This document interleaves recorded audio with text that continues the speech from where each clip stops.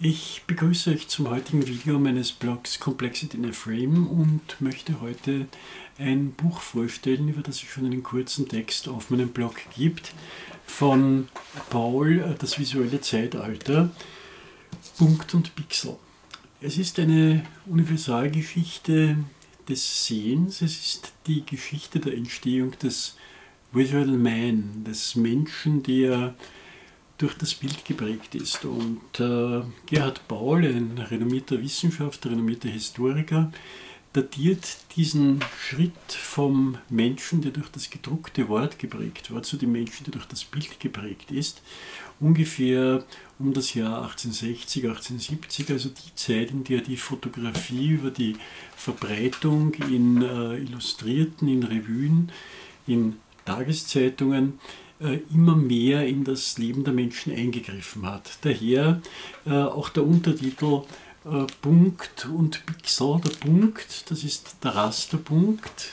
Diese alten Zeitungsfotos, wenn man die mit der Lupe anschaut, sieht man ja, wie stark die gerastert sind, wie es aus einzelnen Punkten das Bild zusammengesetzt wird. Das Pixel, das kleinste elektronisch reproduzierbare Teil, das heute die Darstellung von digital erstellten Bildern ermöglicht. Das sind für ihn die Gene, also die Trägermaterialien des Visuellen. Und Gerhard Paul hat hier ein Sachbuch geschrieben, das unerhört unterhaltsam und unerhört gescheit ist.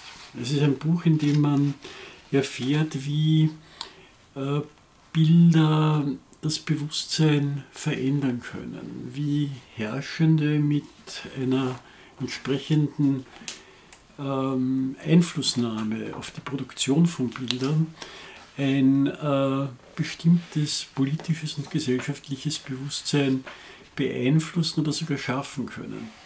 Es ist ein Buch, das sich sehr intensiv mit den Möglichkeiten beschäftigt, durch Bilder Menschen unbewusst zu beeinflussen.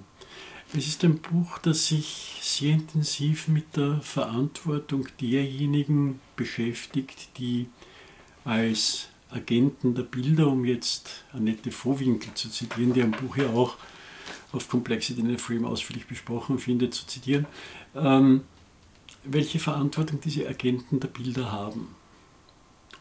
Das ist kein trockenes Buch, wie gesagt, es ist ein enorm unterhaltendes Buch.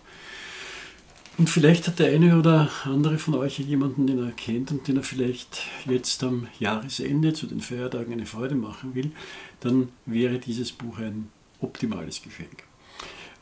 Das ist der erste Teil einer Reihe von Videos, in denen ich euch Bücher vorstellen möchte, die mir wichtig erscheinen, auch wenn es mitunter Bücher sein werden, die schon lange vergriffen sind. Man kann sie dann meistens antiquarisch oder in Bibliotheken trotzdem noch irgendwie zumindest einsehen oder käuflich erwerben. Und ich hoffe, dass ihr an Fotobüchern genauso viel Spaß haben werdet wie ich. Ansonsten nehmt eure Kamera überall hin mit und denkt daran, das schlechteste Foto ist das, das man nicht macht. Bis zum nächsten Mal.